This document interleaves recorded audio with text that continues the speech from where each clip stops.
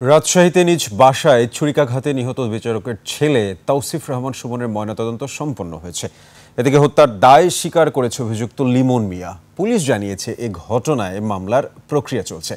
রাজশাহী বিভাগীয় প্রতিনিধি বদরুল হাসান লিটনের তথ্যচিত্রের ডেস্ক রিপোর্ট। আপনার প্রিয় কাপড়ের যত্নে এলো এনজাইম সমৃদ্ধ Arik silver wash detergent powder 500 গ্রাম মাত্র 70 টাকা। প্রিমার্ক।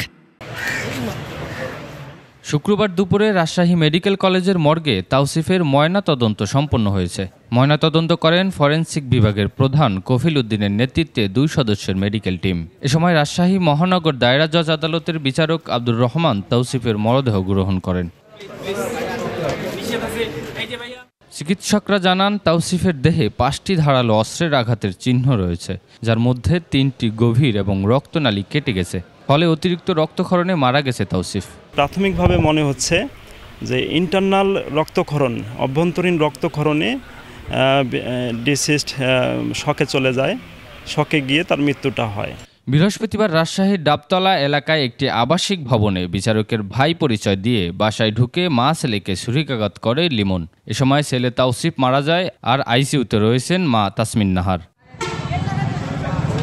লিমন মিয়া গাইবান্ধার ফুলছড়ি উপজেলার সাবেক ভাইস চেয়ারম্যান ও বিএনপির সাংগঠনিক সম্পাদক এইচএম সুলাইমানের ছেলে। তাওসিফ ও তার মা তাসমিন নাহারকে ছুরিকাঘাত করার কথা স্বীকার করেছে লিমন। মরলে মরবো, বাবার বারে বারে বাবার মান সম্মান ইজ্জত মাথা নষ্ট করবো না, নিচু করাবো না।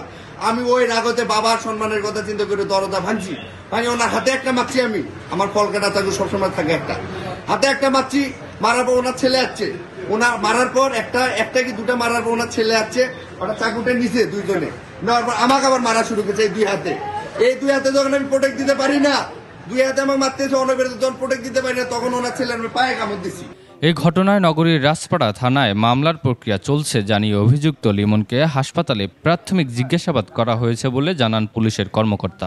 আসামিকে জিজ্ঞাসাবাদ করেছি, সে যে হত্যা করেছে এই বিষয়টা স্বীকার করেছে, তবে বাদবাকি অংশটুকুন আমাদের কাছে স্বীকার করেনি। আমরা ব্যাপক তদন্ত সাপেক্ষে বিষয়টা নিশ্চিত করতে পারব। এই ঘটনায় পুরো এলাকায় নেমে এসেছে শোকের ছায়া। সুমন সিদ্দিকী বাবু, ডেস্ক রিপোর্ট, 21 টেলিভিশন।